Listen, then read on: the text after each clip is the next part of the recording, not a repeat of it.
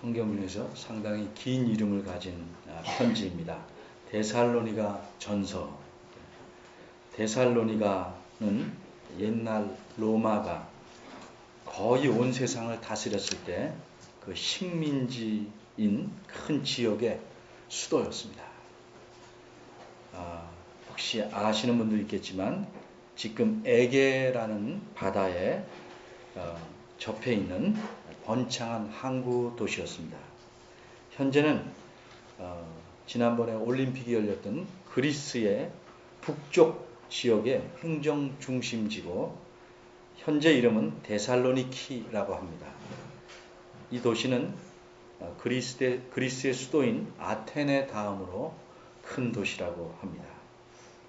이 도시에 예수님이 돌아가시고 하늘로 승천하신 뒤에 한 20년쯤 지나서 사도 바울이 전도하다가 교회를 세웠습니다. 사도 바울은 크게 3번의 큰 전도 여행을 했는데 2번째 전도 여행 때 이곳에 교회를 세우게 됩니다. 유대인들이 모여서 하나님을 예배하는 곳이 우리는 지금 교회라고 하듯 회당이라고 그러는데 그 회당에서 안식일을 3번 연달아 성경 말씀을 가르치고 강론, 성경 말씀 풀어 설교함으로써 예수님을 믿는 사람들이 생겨나서 그들이 교회를 이루게 되었습니다. 그러나 그 유대인들이 시기해서 때를 지어가지고 막 난동을 부렸습니다. 그 한 달 좀 몸 있게 있는 동안 야손이라는 사람의 집에 바울이 있었는데 유대인들이 난리를 쳐서 야손과 그의 형제들을 막 잡아다가 그 마을, 그 도시의 읍장, 시장쯤 되는 사람에게 데려가서 막 고소를 하고 핍박을 하고 이런 문제가 생겨서 거기 있는 사람들을 위해서 바울이 그것을 떠나 이제 피하게 됩니다. 바울과 그의 일행이 피해서 다른 곳으로 가다가 결국은 저 아래 그리스라는 나라의 고린도라는 지역에 갑니다. 거기 가 있을 때 소식이 궁금해서 디모데를 바울이 그 데살로니가에 다시 보냈는데 가서 소식을 알아왔습니다. 참 좋은 소식을 알아왔습니다. 그 중에 하나가 뭐냐면 데살로니가 전서에 보면 이 교회 사람들은 얼마만큼 하나님 말씀도 살려고 애를 썼냐면 그 편지에 4장 9절에 보면 이렇게 말합니다. 형제 사랑에 관해서는 너에게 쓸 것이 없다. 뭐라고 말할 보탤 말이 없다. 너희가 친히 하나님의 가르치심을 받아 서로 사랑하기 때문이다. 이만큼 사랑이 넘치는 교회를 이루고 있었습니다. 그런데 또 문제가 좀 있었습니다. 오늘같이 교회 안에 여러 문제가 있고 거짓 가르침이 또 퍼뜨려지고 그래서 그 문제들을 해결하기 위해서 첫 번째 쓴 편지가 데살로니가 전서입니다. 데살로니가 교회에 보내는 첫 편지라는 뜻입니다. 이게 약 주후 50에서 51년경에 쓰였으니까 아마 사도 바울이 쓴 편지가 히브리서까지 포함하면 14개쯤 되는데 그러니까 신약 성경의 반이나 되는 거죠. 갈라디아서와 아마 데살로니가 전서가 가장 일찍 쓴 편지가 아닌가 이렇게 이제 학자들은 생각을 합니다. 이 편지 끝 부분에는 예수님이 하신 일을 설명하고 복음이 무엇인지 설명하고 그 말씀대로 살 것을 이렇게 충고합니다. 그것을 좀 우리가 권면이라고 그러는데 충고하는 내용이 끝부분엔 많이 나옵니다. 그래서 5장 12절부터 22절까지가 이 권면으로 이루어진 덩어리들이 있습니다. 왜 덩어리라고 하냐면 한 덩어리에는 2-3가지의 충고가 있기 때문에 우리가 덩어리라고 말을 붙이는데 여기는 아마 5개의 덩어리가 있다고 볼 수 있습니다. 12절, 13절, 14절, 15절, 우리가 잘 아는 16, 17, 18절 이것도 한 덩어리고 오늘 본문인 19절에서 22절 한 덩어리 이렇게 5덩어리의 권면이 충고가 있다 이렇게 학자들은 보고 있습니다. 12절 첫 덩어리를 한번 보면 이런 말씀이 있습니다. 그러니까 한 덩어리가 몇 가지 충고로 이어져 있는데 너희에게 구하노니 너희 가운데 수고하고 주 안에서 너희를 다스리며 권하는 자들, 그러니까 목회자들, 옛날식으로 하면 장로들을 너희가 알고 알아라. 알아란 말은 그 사람이 누군지 어디 사는지 알라는 말이 아니고 존경해라 하는 말. 또 그들의 일로 역사로 말미암아 그렇게 수고하니까 사랑 안에서 가장 귀히 여겨라 이렇게 말합니다. 그리고 너희끼리는 화목하라. 이렇게 세 가지 명령이 주어졌습니다. 그래서 이게 한 덩어리를 이룹니다. 우리 방금 읽은 본문 후에 항상 기뻐하라, 쉬지 말고 기도하라, 범사에 감사하라. 이게 덩어리를 이룹니다. 몇 가지 충고가. 자, 오늘 본문은 이제 마지막 5번째 덩어리입니다. 첫 번째 명령의 말씀이 뭐냐면 성령을 소멸치 말아라. 우선 소멸하다는 말부터 알아야 됩니다. 소멸하다는 끄다는 말입니다. 꺼버리다. 그러니까 뭐에 비유했습니까? 어떤 사람이 나타났다가 사라졌다. 사라졌네 하는 말은 연기에 비유하는 말입니다. 어떤 사람이 막 떠들면 나쁜 말이지만 아이 그만 지져 이렇게 말하면 그건 개에 비유한 말입니다. 그러니까 성령을 끄지 말아라 하는 말은 불에 비유합니다. 성령은 종종 성경에서 불로 비유되기 때문에 그렇습니다. 세례 요한도 말했어요. 성령과 불로서 예수님이 너희에게 세례를 주랴. 성령 곧 불로서 이렇게 말하고 또 성령이 임하실 때도 불의 혀같이 무슨 말이냐면 불이 내려오는데 혀 모양으로 생긴 불이 내려왔다. 이런 표현들을 성경에서는 신약과 구약에서 자주 씁니다. 성령을 끄지 말아라. 그러면 엄밀히 말해서 끄면 끌 수 있는가? 못 끄죠. 표현으로 그렇게 말하는 건데 무슨 뜻인가? 너 좀 말 좀 옮기지 말고 그 입에 지퍼를 잠가라.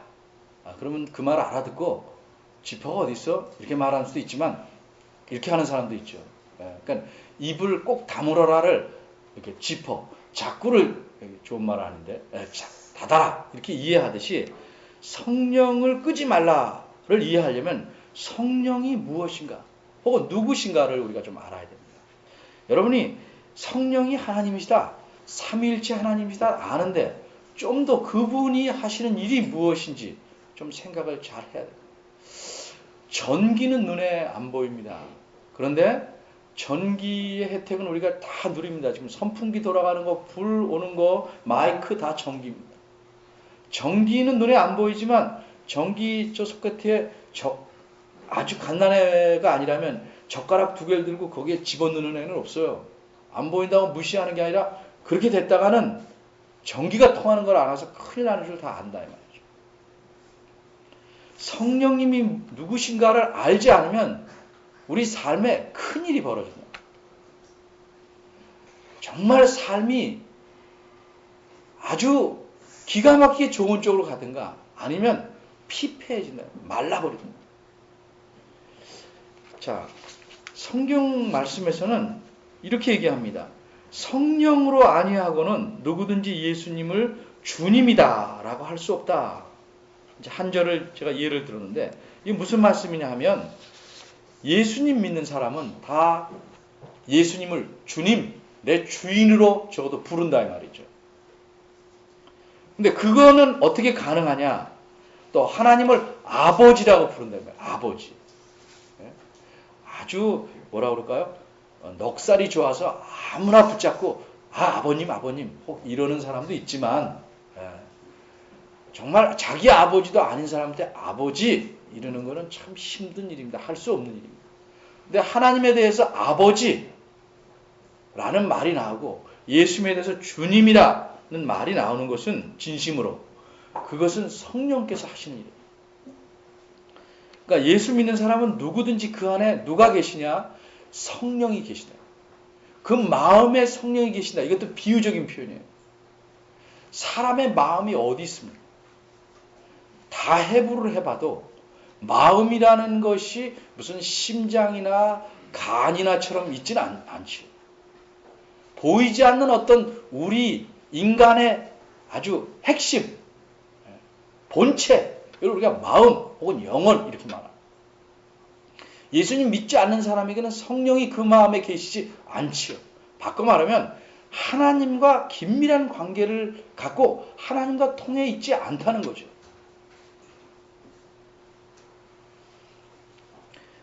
예수 믿는 사람에게는 누구나 그 마음에 성령님이 계십니다. 이게 우리가 습관이죠. 내 마음이 아프다. 어딘지도 모르면서 내 마음이 아파. 이러는 사람은 없다 말이죠. 다 여기를 만지지 여기를 만지지. 내 마음이 아파 그러고 배를 만지는 사람도 없어요. 왜? 그렇게 사람은 이 습관적으로 마음은 내 살아 육신 움직이는 심장과 같이 소중한 것을 생각해서 거기에 늘 손을 댑니다. 예수 믿는 사람들의 마음에는 하나님께서 성령을 주셔서 그 마음에 성령이 계신데 왜 이걸 주셨냐 하면 이 성령님을 주셔야 하나님과의 관계가 맺어지고 이 성령님이 안에 계셔야 그 성령님에 따라 성령님의 인도하심에 따라 살게 하시는 것이다. 심지어 고린도전서 3장 16절 이런 데 보면 고린도 교회의 교인들은 참 문제가 많은 사람이에요. 참 죄에서 살기를 좋아하는 사람들이에요. 그럼에도 그들에게 말하기를 너희가 하나님의 성전인 것과 그래서 하나님의 성령이 너희 안에 거하시는 것을 알지 못하냐 이렇게 말할 정도입니다. 누구에게든지 그 삶이 어떠하든지 예수를 진실로 믿는 사람의 마음에는 성령님이 계십니다. 왜? 하나님께서 예수 믿는 자라는 표시로 주셨다 이 말이죠. 조금 거리가 먼 예인지는 모르겠습니다만 남편이 못됐든지 뭐 좀 마음에 들든지 훌륭하든지 남편과 결혼했으면 반지를 끼고 있는 것과 마찬가지예요. 성령님은 우리가 하나님의 사람이다 하는 표시로 우리 마음속에 계시는데 계셔서 가만히 누워 계시기 위해서 계신 게 아니고 우리를 인도해서 하나님의 뜻대로 살게 하시기 위해 계신 거란 말이에요. 특별히 우리를 어떻게 인도하시는가?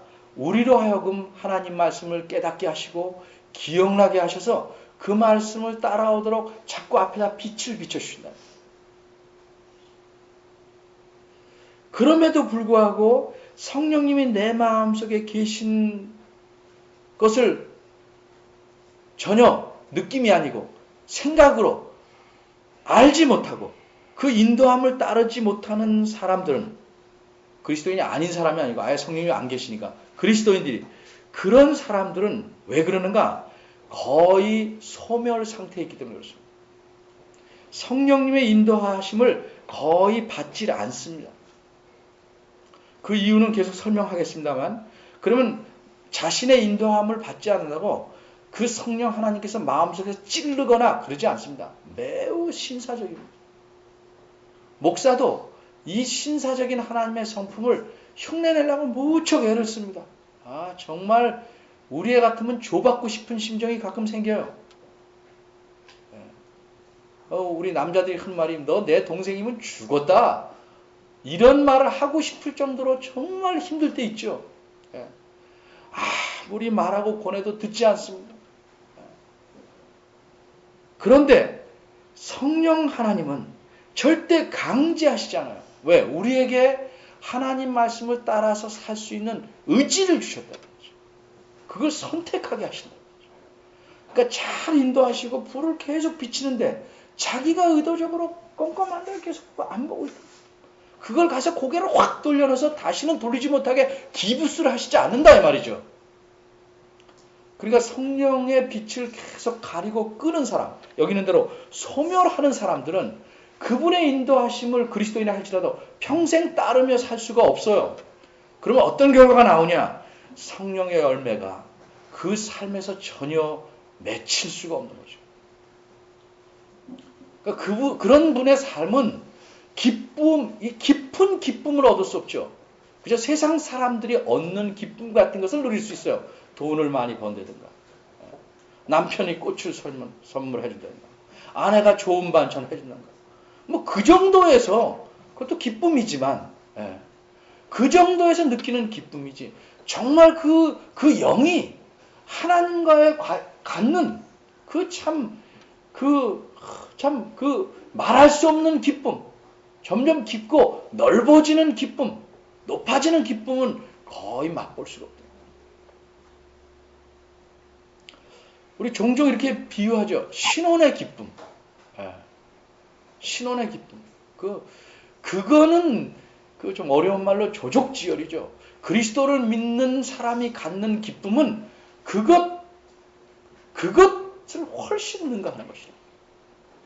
그런 느낌을 여러분들이 거의 갖지 못하고 산다면, 혹은 짧게 갖고 그 다음에 잃어버린다면 참으로 불쌍한 사람.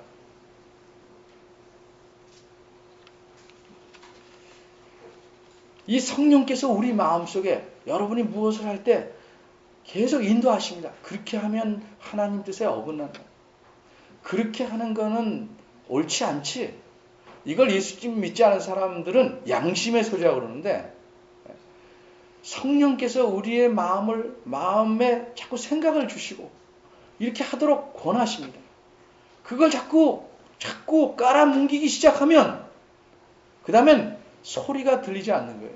난청이 생기는 거예요. 난청. 제 말을 오해해서 성령님께서 말씀하시는 게 음성으로 들린다는 뜻 아닙니다. 가만히 생각해 보시오. 어떤 일을 할 때 잠시 심호흡을 하고 어떻게 할 것인가? 내 마음속에 무엇을 따라서 할 것인가? 마음에서 들리지 않는 들리는 소리. 이게 있을 거예요. 성경 말씀에 따라 살도록 하는 인도하는 뭐가 있다 이 말이죠. 심지어 성령의 인도하심에 대해서 엄청 성경은 많이 말씀하고 있는데, 심지어 복음서에는 이런 말씀이 있어요. 너희가 순교하러 잡혀갈 때 무슨 말을 할까 걱정하지 마라. 그때는 성령께서 너희에게 하실 말씀을 주시리라.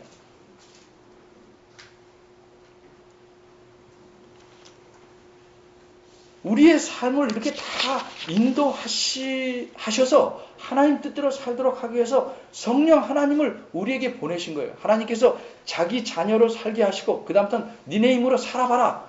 그리고 알아서 사막에 내팽개친 게 아니고 정말 그 빛을 따라가면 참 하나님 하셔서 살 수 있도록 성령님을 주셨는데, 대부분의 그리스도인들이 이것을 무시하고 산다는 거죠. 그리고 가끔 이미 그것을 따라서 성령님의 인도하심을 따라서 살아오면 많은 문제에 어려움이 있든 아니든 간에 그것을 이기며 기뻐하며 감사하며 살 수 있었음에도 불구하고 그런 것을 전혀 모르니까 하나님께 큰 건이 생길 때마다 겨우 나와서 기도하는 수준에 머물러 있다는 거죠.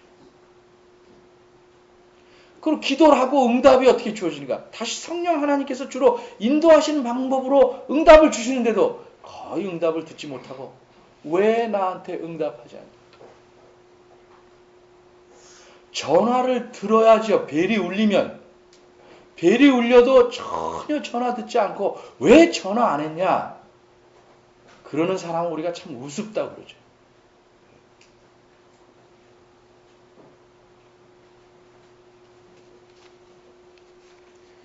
우리 삶의 성령님이 참 삶 전체를 지배하고 이끌어 가시는데 우리는 거기에 대해서 거의 신경을 안 쓰고 산다는 거죠. 에베소서 4장 30절에 보면 이런 말씀이 있어요. 하나님의 성령을 근심하게 하지 말라. 이런 말씀이죠. 이 성령님의 인도하심을 따르지 않을 때 그 성령님은 어떻게 하는가? 참 근심한다 이렇게 말씀합니다. 성령님의 인도하심을 성령을 꺼버리는 소멸하는 방법이 여러 가지 있어요. 성경이 말씀하는 여러 가지 중에 하나가 20절입니다. 다른 거 간단히 말하면 아예 성령님이 내 안에 계신 걸 무시하고 사는 거예요. 그럼 성령님의 인도를 못 받습니다. 옆에 누가 있든지 말든지 무시하고 살아요. 그것처럼 모독적이고 그것처럼 성령님을 슬프게 하는 것 없어요. 우리가 화날 때는 짐짓 그럴 수 있죠. 늘 그렇게 산다면 그건 상당한 손해가 자기에게 주어지는 거죠.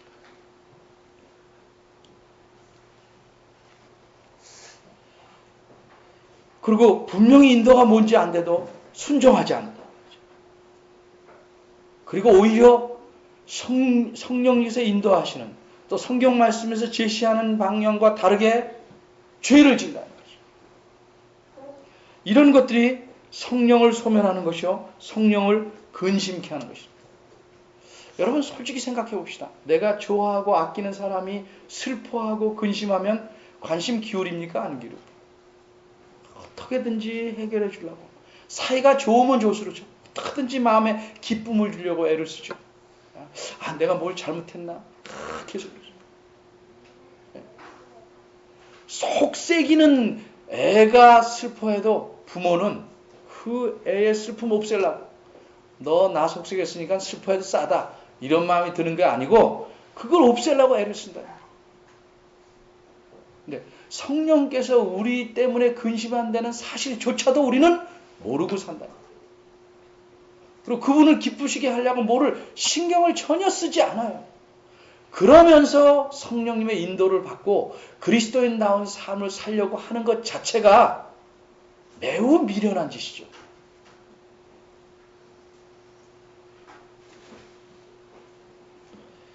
성령을 소멸하는 방법 중에 하나, 예언을 멸시하는 것이라는 거죠. 예언. 이 데살로니가 전서를 쓸 때는 오늘날처럼 이렇게 성경이 있지 않았습니다. 구약만 있었고 신약은 없었습니다. 그런데 구약도 이렇게 성경책으로 출판사에서 뽑아낸 게 아니기 때문에, 찍어낸 게 아니기 때문에 그 내용을 아는 것이 너무 힘들죠. 유대인들이 자기 성경을 다 갖고 있는데, 그러니까 이방인들이 예수님 믿을 때는 그 성경을 구하기가 힘들어요. 그러면 교회에 하나님께서 어떻게 하나님의 뜻을 전하는가? 여러분은 어떻게 전한다고 생각하십니까? 예언이라는 걸 통해서 전합니다. 누구 아무나 막 예언하게 하는 게 아니고, 구약에만 선지자가 있었던 게 아니고 신약에도 선지자가 있었습니다. 성경이 완성되기 전까지는 하나님께서 선지자를 세웠습니다. 교회 안에. 여러분 들으면 아시는 말씀에 나올 겁니다. 고린도전서 12장에 보면 하나님께서 교회 중에 몇을 세우셨으니 첫째는 사도요, 둘째는 선지자요, 셋째는 교사요. 이 말을 다시 풀면 교사라는 건 주일학교 교사를 말하는 게 아니라 목사를 가리켜요. 목사 즉 교사다. 그런데 지금 이제 성경이 완성된 데는 사도, 예수님이 직접 선택해서 제자로 삼아서 가르쳐서 복음을 전하게 한 분들, 직접 선택한 분은 없지요. 사도는 없습니다. 하나님께서 직접 음성을 들어서 교회에 하나님의 뜻을 전하게 한 선지자 지금 없습니다. 그러나 이 당시에는 있었습니다. 그러니까 여기서 예언을 멸시치 말라는 것은 교회에게 주는 하나님의 뜻, 하나님의 계시, 그걸 멸시치 말라 하는 뜻입니다. 근데 교회에서 가끔 거짓 선지자도 많으니까 어떤 사람이 하나님이 주신 계시다고 말하면 잠잠해라, 무시해버렸다 말이죠. 거짓 선지자들이 많으니까 조심해야 되겠지만 그렇다고 무시해버린다. 우리말에도 그죠? 구더기 무섭다고 차 안 담그냐. 이렇게 신약의 선지자를 통해서 성경이 완성되기 전에는 하나님이 자신의 뜻을 알리셨는데 그 말씀을 멸시하면 그것이 성령을 소멸하는 하나의 중요한 방법. 그러니까 여기서 예언이라는 건 좁게 말하면 하나님이 선지자를 통해서 주신 말씀이지만 넓게 말하면 그 말씀 중에서 필요한 것을 기록한 것이 성경이니까 오늘날 우리에게 연관하면 성경 말씀을 무시하지 말라는 거죠. 무시한다는 게 뭐예요? 저게 성경 말씀이네. 성경책 잘 위하고 닦고, 이게 무시하지 않는 게 아니고 이 말씀이 하나님 말씀이라고 알고 말씀의 그런 내용을 가르치면 하나님 말씀이라고 그대로 행하는 것이 무시하지 않는 것이다. 아무리 성경 말씀을 많이 외우면 뭐래요? 그 말씀대로 행하려고 최소한 애쓰거나 살려고 몸부림치지 않으면 그거는 하나님 말씀을 무시하는 거니까 그건 뭐예요? 하나님 자신을 무시하는 거예요. 근데 성령께서는 이 하나님 말씀을 영감해서 이제 또 공부하겠습니다만 기록하는 사람을 감독해서 하나님의 뜻대로 완전하게 쓰시게 했기 때문에 우리 믿는 사람들의 삶을 인도하실 때 이 성경 말씀을 무시하고 인도하는 게 아닙니다. 항상 이 말씀을 가지고 이 말씀을 통해서 이 말씀을 말미암아 우리에게 삶을 인도합니다. 그렇기 때문에 성경 말씀을 읽고 깨닫고 공부하는 건 매우 중요한 일입니다. 여러분 설교 이거 하나 듣고 여러분이 신앙이 잘할 것이라고 생각합니까? 그저 죽지 않고 링거 맞고 있는 거고 똑같습니다. 이렇게 설교 말씀 들으면서 참 생각 많이 하죠. 여러 가지 잡생각. 우리 귀는 대부분 성경 말씀에 익숙하지 않고 재미나는 예에 익숙해 있어서 조금만 환경이 다르고 내용이 진지해지면 금방 눈꺼풀이 내려앉습니다. 안 하던 하품도 나오고 계속 정신이 없습니다. 얼마나 여러분들이 설교 말씀을 이해할 수 있겠습니까? 다 알아듣습니다. 그러나 깨닫는가? 깨닫는 대로 사는가는 상당히 거리가 있을 때가 많은 겁니다. 그래서 성경 말씀을 자세히 살펴보고 배워야 돼요. 우리 교회에서 그 수요일을 성경 말씀을 잘 배우는 시간으로 매일 했으면 좋겠습니다만 그렇게 하면 삶이 망가지니까 수요일 하루를 택해서 하는데 수없이 권해도 나오지 않으면 결국 그것은 뭐로 생각되냐면 여러분 스스로가 나는 자라나지 않겠습니다 하는 얘기가 똑같은 거예요. 얼마나 가슴이 답답해요. 목사가 슬퍼하는 거는 상대가 되질 않아요.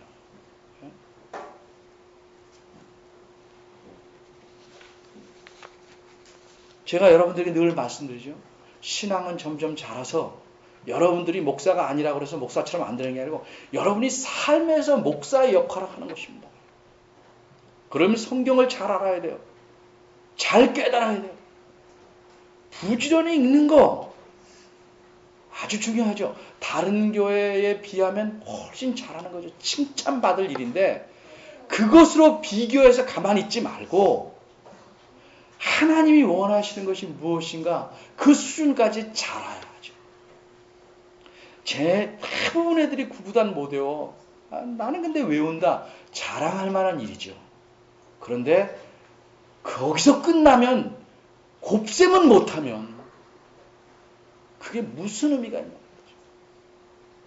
개미가 다른 조그만 개미보다 덩치가 크다고 자랑한들 사람이 볼 때 그 개미가 그 개미죠. 하나님이 원하는 수준까지 자라나려고 애를 쓰지 않아요. 여러분 저는 가끔 이상하다고 생각해요. 자녀들이 저 60점 받아서 낙제 안 했잖아요. 그러면 여러분 그래요. 참 잘했다. 낙제 하다가 60점 받으면 잘했다고 하지만 늘 그걸로 족하면 그거를 만족해하는 부모가 정상적입니까? 왜 신앙생활에서는 열심을 갖고 하나님 말씀을 배우고 더 자기를 쳐서 그 말씀을 살려는 노력을 게을리하는 거예요. 그것은 19절 20절 말씀에 다 걸리는 거예요. 성령의 인도하심을 늘 무시해왔어요. 하나님 말씀을 늘 멸시해왔어요. 그러니까 마음의 가책도 별로 없어요. 어떤 분들이 이렇게 말합니다. 수요일날 나오는 게 성경에 있냐? 그렇게 말하는 사람이 묻고 싶어요. 그러면 성경에 있는 건 다 하신다면 내가 안 나와도 좋습니다. 성경에 있는 것대로 다 하십시오. 수요일 안 나와도 좋습니다. 성경에 있는 것들을 제대로 하지도 않으면서 성경에 없다고 안 하려는 심보가 참 못된 거죠.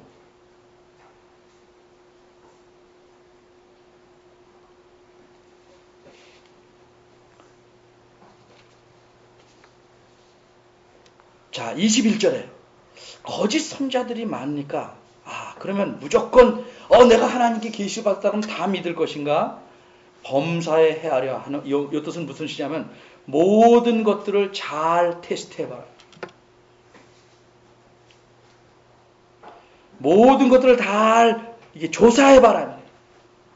요한일서 4장 11절에 보면 이런 말, 영을 다 믿지 말고 오직 그 영들이 하나님께 속하였나 분별해라.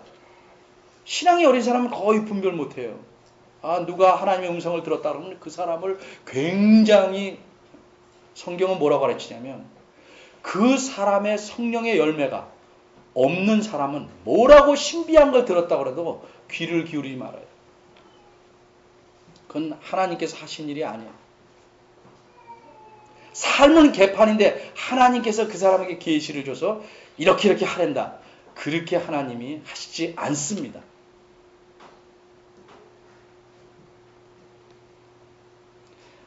요한 1서 4장 11절에 뒤에는 이런 많은 거짓 선자가 세상에 나와 영을 분별해요. 그런데 거짓 선자들이 처음부터 이거 성경과 다른 것이요 이렇게 주지 않죠. 그렇게 지금 누가 그걸 받겠습니까? 참 무모한 사람은 그냥 독을 팍 주겠지만 아주 지혜로운 나름대로 사람은 음식에 살짝 독을 타서 계속 먹여서 죽이죠. 들키지 않게. 거짓 선지자들도 주로 하는 일이 진리 안에 거짓을 계속 심어놓습니다. 마치 건물을 짓고 그 안에 보이지 않게 폭탄을 설치하는 거죠. 그런데 그 심긴 독이 언제 팍 퍼져서 이제껏 위장됐던 진리를 다 부수고 악한 데로 빠져요. 여호와 증인 안에 이단인 장로교인들이 많아요. 전에도 한번 얘기했어요. 그래도 또 합니다. 장로교인들이 많아서 제가 좀 생각했어요. 왜 이렇게 장로교인들이 많을까? 우리 장로교회입니다. 두 가지 특징 때문에 그런 것 같아요. 첫째는 장로교인들은 성경이라면 하나님 말씀이라고 아주 잘 믿는다는 거죠. 저 훌륭한 일이에요. 두 번째 특징이 문제야. 근데 성경을 읽지 않아. 이게 장로교인의 특징이에요. 그러니까 여호와 증인에서 성경 말씀 여기 이렇게 갖다 놓으면 꼼짝없이 넘어가요.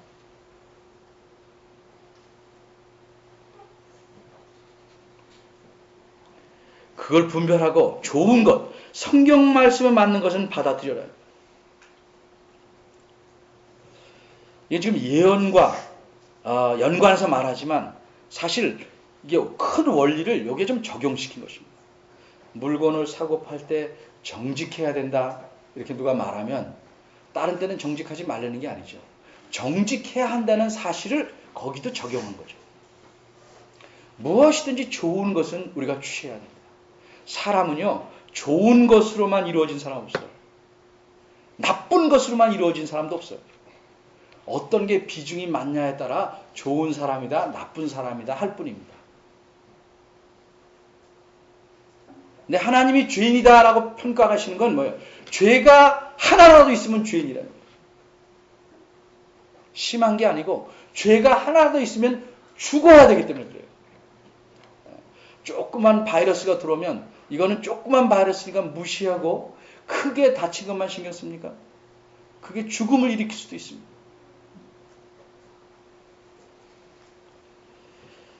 사람이 단점을 많이 갖다고 해서 장점을 자꾸 보지 않으려고 그러고 장점이 있다고 해서 그 사람의 단점을 잘 분별하지 않으려고 그러면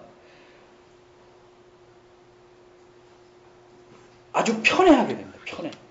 싫은 사람을 아예 제쳐놓고 좋은 사람은 무조건 지지하는 이런 문제가 교회 안에서 생길 수 있는 거죠. 좋은 것은 취하고 나쁜 것은 도와줘서 고치게 하는 것이 서로를 사랑하는 방법이에요.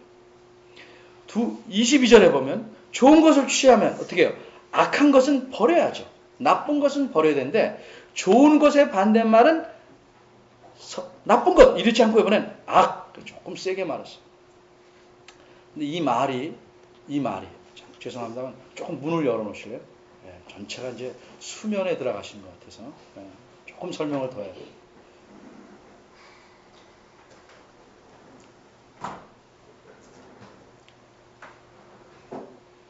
보기도 좀 열어보십시오. 악은 모든 모양이라도 버리라는 말씀을 우리가 이제껏 오해하고 살아왔어요. 그러니까 악이 이렇게 있다. 그러면 그 비슷한 모양이라도 버리라. 자꾸 이렇게 생각을 해오니까 어떻게 생각하냐면 자꾸 겉모양만 보고 악하다라고 판단해요. 근데 악이라는 건 어디서 출발합니까? 사탄에게서 출발하는 거예요. 악이라는 거는 엄밀히 말해서 모양이 없습니다. 고린도후서 11장 14절에 보면 제 기억으로 그 앞에부터 거짓 사도들도 난 거짓되다 이렇게 말하지 않죠. 제가 거짓 목사라면 나 거짓 목사다 절대 이러지 않죠. 참 목사다. 거짓 사도도 난 그리스도의 사도다 이렇게 얘기한단 말이죠. 그 심지어 15절은 사단의 일꾼도 의의 일꾼이다. 하나님의 일꾼이다. 가장한단 말이에요. 그 14절에 있는 말씀이 뭐냐면 그래서 이상한 일이 아니다. 왜 그런 일이 있냐. 왜 이상하냐. 자기를 떳떳하게 말하지 아니 이상한 일이 아니다. 사탄도 자신을 광명한 천사로 가장한다. 왜 이 말씀을 하냐면 악한 것은요 모양이 없고 자기 악을 감추기 위해서 항상 좋게 이야기합니다. 좋게. 그리고 결정적인데 그게 악임이 드러나는 거죠. 그러니까 악은 모든 모양으로 버려라가 악과 비슷한 게 있으면 버려라는 뜻이 아니고 악이 어떤 의미냐면 악이 어떤 모양을 취하더라도 버려라 하는 뜻입니다. 예언의 경우에서도 마찬가지예요. 근데 하나님의 예언이다 말하는데 그런 것 같지만 잘 보시면 하나님 말씀 다른 것과 부딪힌다. 버려야죠. 아무리 좋은 모양을 따는 것. 이렇게 하는 것이 하나님을 잘 섬기지 않겠는가? 근데 하나님은 다르게 말씀하시면 하나님 생각이 옳은 거죠.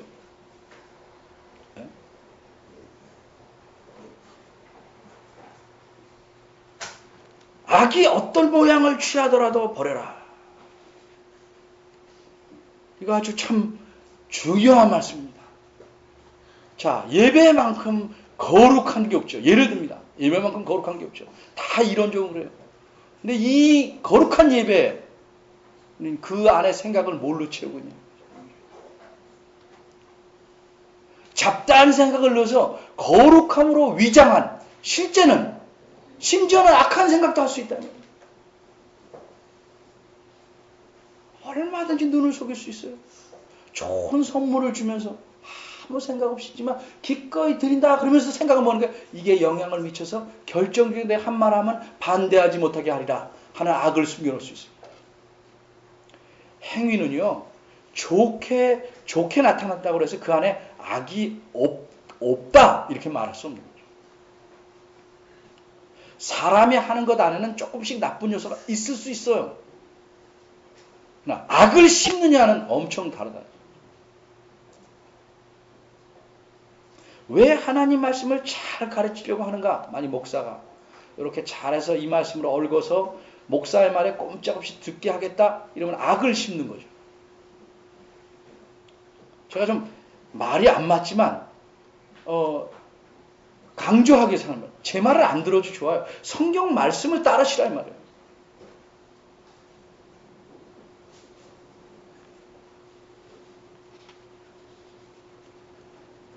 그러니까 정말 우리가 좋은 것처럼 꾸미고 악을 가장할 수 있죠. 그런 것들도 다 버리라는 거죠.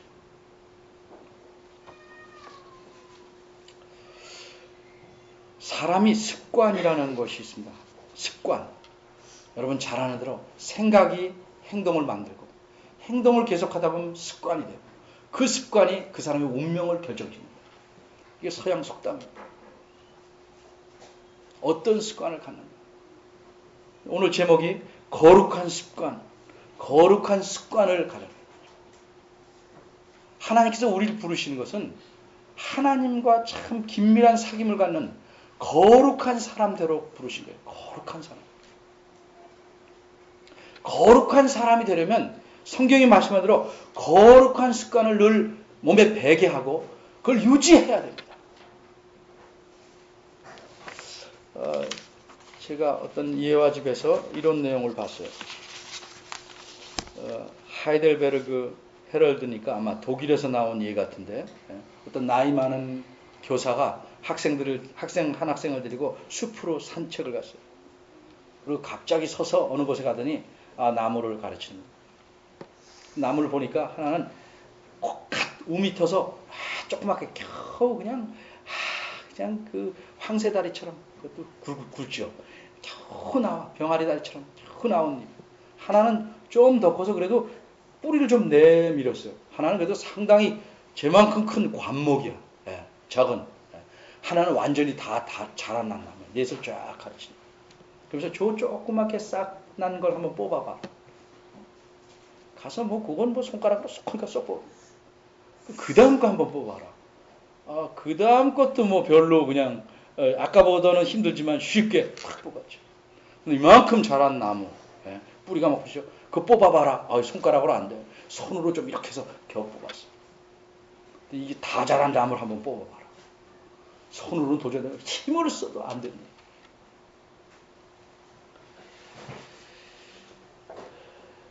그러니까 이 선생님이 이 학생을 가르치는 거예요. 얘야, 우리의 나쁜 습관이라는 게 이런 것이다. 일찍 있을 때 빨리 뽑지 않으면, 오래돼서 뽑으려면 안 뽑힌다. 전혀 뽑히지 않아. 그 말에 이런 말이 있어요. 기도하고 정말 진지하게 그걸 고치려고 해도 못 고치는 거죠. 어릴 적부터 거룩한 습관, 일찍 일어나 일찍 자라, 이건 생활의 습관이지만 그것보다 더 중요한 건 거룩한 습관을 유지하는 거예요. 거룩한 습관. 양치하는 거 중요한데 그것보다 더 중요한 거, 하나님 말씀 읽고 깨닫는 일에 저도 참 이게 회개하면서 그래도 못하는 게 뭐예요? 시도했다가 실패한 게, 일주일에 한 번이라도 가정예배 해야겠다. 근데 그걸 습관으로 자리 못 잡았어. 못하는 거예요.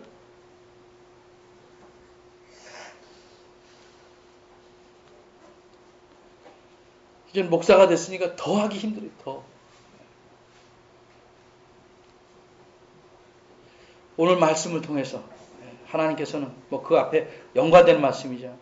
우리로 하여금 거룩한 습관을 만들어서 그걸 통해 거룩한 삶을 살기를 원하십니다. 여러분은 영적으로 자기를 거룩하기 위해서 어떤 습관을 갖고 계시고 버려야 될 습관이 뭡니까? 성령의 인도하심을 잘 따르려고 하십니까? 그분의 인도하심에 귀를 기울이십니까? 귀를 기울여 본 적이 없으시다면 이제부터 해보십시오. 하나님 말씀을 무시하진 않습니까? 이게 존귀하고 귀한 건 아는데 아무리 아내가 소중하다면 뭘 합니까? 그건 이론적으로 아는 것이고, 소중하게 대하지 않으면 남편과 자식도 다 소중하게 대하지 않으면 실제는 멸시하는 거예요.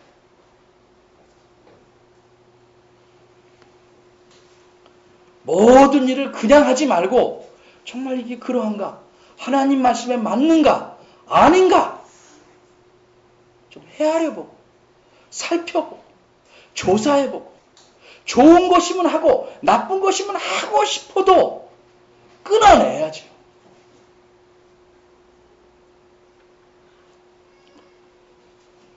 그래서 우리 삶 속에 정말 어떤 좋게 생긴 모양이라도 하나님과 나를 멀어지게 하고 하나님의 뜻을 불복종하게 하고